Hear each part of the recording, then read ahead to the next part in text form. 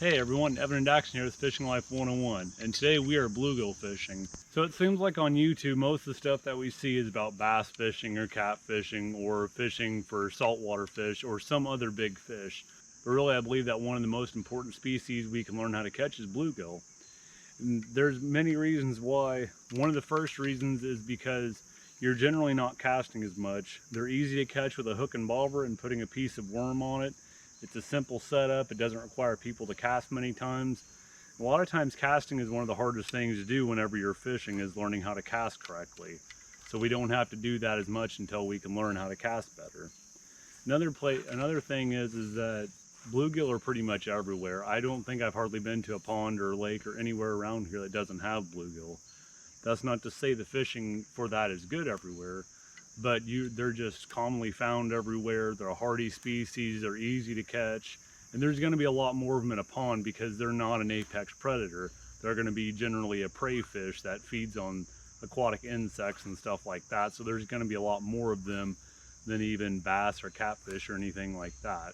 They're a fish that doesn't require a lot of gear either. You don't have to go out and buy heavy rods or reels or heavy line or anything special. It can take just a simple rod and reel. You can pick up something easy, like a little Zebco reel, and a lot of times these reels already have line on them. The combos already have line on them. Then all you have to do is get worms. You can bait the hook, and then you're basically ready. Just a bobber, then a little split shot to hold it down, and then a hook. As far as hook sizes for bluegill, I like starting with a number 6 hook, which it's a fairly small hook, but not that small. Now some people say to use a lot smaller hook than that, but my finding is that if you're catching nice bluegill, like anything keeper size and a little bit smaller, that a number 6 hook should do just fine. Now that's always what I start out with. Now if I'm fishing and I'm getting a lot of bites but I'm not getting fish on the hook, that likely means that my hooks are too big. In that case, I would use a smaller hook. Something like a number 12 hook or around there, which is going to be a lot smaller. Or if you have little 64th ounce jig heads, those can work pretty good too. If you're just using a real small hook, that's going to be much smaller than a number 6 hook. And that's going to help hook those fish that are just too small to get the number 6 in their mouth consistently. Another thing that I find with bluegill is that they're one of the best fish that you can have as far as eating wise. So they're easy to catch and they're good to eat if you want to bring them home and flay them. Another thing that I use bluegill for is that sometimes whenever I'm catfishing, I tend to use either 2 types of bait. One will be to have cut shad, like frozen shad that I catch and then I put in the freezer and then I can bring out with me. Or if I'm at a place that doesn't have shad in the water, that means that the catfish likely aren't used to eating that, so I'll use bluegill. Bluegill should be pretty easy to catch in most bodies of water since they're at most places. Now there's exceptions to that. Rivers, it seems like they're a lot harder to catch there, and I believe that's because there's more apex predators, and the bigger apex predators than likely you're typically going to find in a pond like this. Most ponds will only have bass in them or some channel cat, which really don't get all that big. Nothing like your flatheads and blue cats and stripers that you can have in rivers that can even eat a monster bluegill.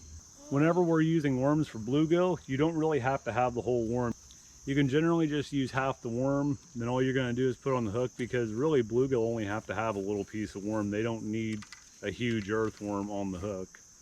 And if you leave a bunch hanging off, if you have the worm hanging off like this, there's a lot of times that a bluegill can bite that, pull the worm off, and then you're not going to get the bite anyway.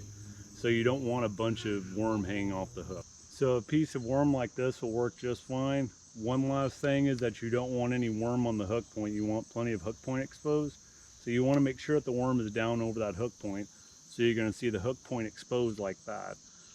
That's going to help a lot with your hookup ratios. Please wait, okay?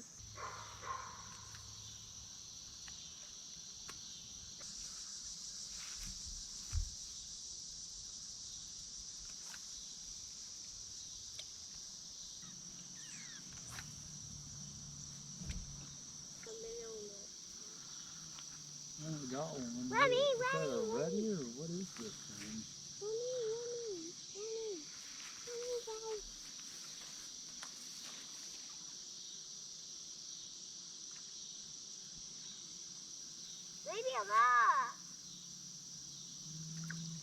Little bluegill. Oh, nice bluegill. There's a real nice bluegill. There you have it. Nice bluegill. Throw him back.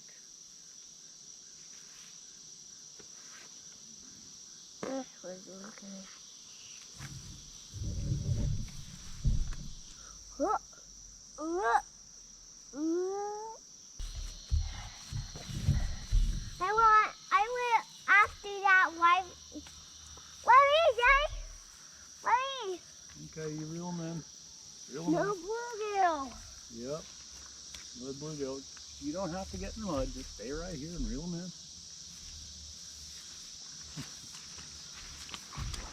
Stop. Stay out of the mud, please.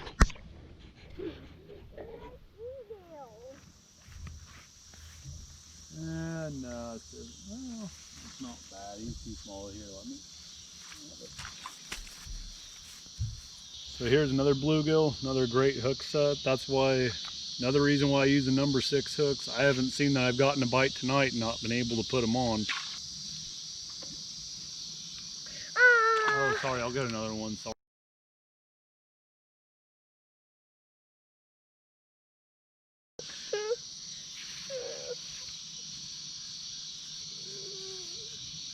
One thing that you commonly hear about fishing is that fishing takes patience and patience is a virtue, but I don't really think that that's true in fishing. The last thing you want to do is throw a bobber out and let it sit there for 5 minutes or even 3 minutes. I feel that's too long whenever you're catching bluegill. You need to be trying to cover area. If you look out here and you see more towards the bank and towards under that tree, that's where I used to catch a lot of fish out here the other few times that I've been fishing here. But these other two that I've caught, they've been in deeper water, more out toward, a little bit more towards the middle. So that's another reason why you want to keep on casting, keep on finding a spot where they are. If you're not getting bites rather quick, don't sit there forever. Just keep moving around. For whatever reason too, but they're not hitting the bait like they normally do out here. The two that I've had now, they've been decent sized bluegill, but what they've done is just take the bait real lightly, so you're just seeing the bobber move. The bobber's not actually going under like you find a lot of times whenever you're fishing for bluegill. So sometimes you really have to read how the bluegill are biting something. And if you're somewhere for a little while and you've cast around a decent amount of times and the fish just aren't biting, just pick up and move to a different place. Seems like that commonly happens with bluegill. Seems like the bluegill will be real hot one place and you'll go out, expect them to be there again, and then they're nowhere to be found there. Now what happens is that they've changed the place where they want to be in the water, so they might be right on shore one time and then something changes in the water and then they're really deep. So that might still be a great place later that you found them at earlier, but it just takes time. A lot of times you'll see this too whenever bluegill is spawning. They'll seemingly be gone from certain places, but it could be just that they're in spawning beds. And when bluegill are spawning and right after spawning, that can be a really good time to hit them since they're on beds. And another thing about bluegill is in a lot of areas, especially if you're not real far up north, the bluegill will spawn twice in a year, which most fish only spawn once a year. Another neat thing to go fishing with other than just a hook and bobber for bluegill is using a little crappie jig like this. These can work really well if you put it right in front of the fish.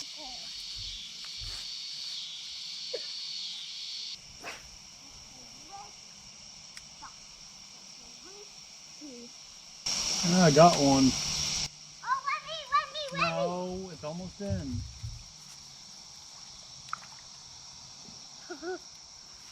Caught one. We haven't been catching them real hot tonight. That's only 3 of them, and we've been other times where we've caught 20 by this point. But we've just had a rain, and it's really cooled things down. So that's one thing to keep in mind whenever you're fishing.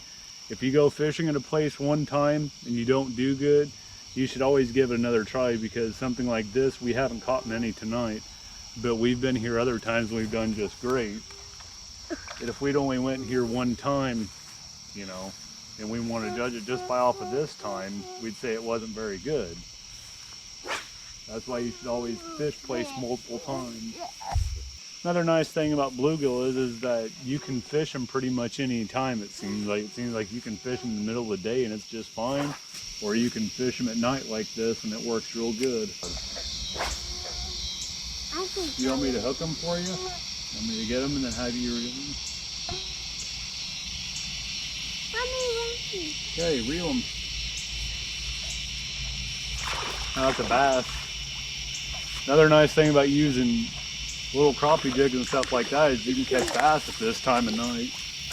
Because the bass are typically going to be in shallower waters hunting now. Stop. They're nice bass. Yeah, that's a decent sized bass. Can I throw that one? Yeah, you can throw him back. Yeah, Decent sized bass. He's probably, I don't know, 10, 11 inches maybe. I don't know. Probably close to legal keeping size in some places.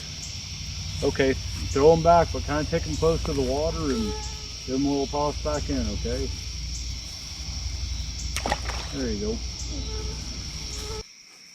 Well guys, Daxton might take a couple more casts, but we're pretty much done for tonight. We've caught a few nice fish, but we haven't done nearly as good as what we normally do here. There's plenty of times where we've already caught 20 fish by now. But that's how it goes sometimes, especially with the hard rain that we had a few days ago and cooling off the water. Water is definitely a lot cooler than what we've had. Well, I hope you guys enjoyed watching this. I hope it was informative. And if you liked the video, don't forget to click like and please consider subscribing. We'll see you next time.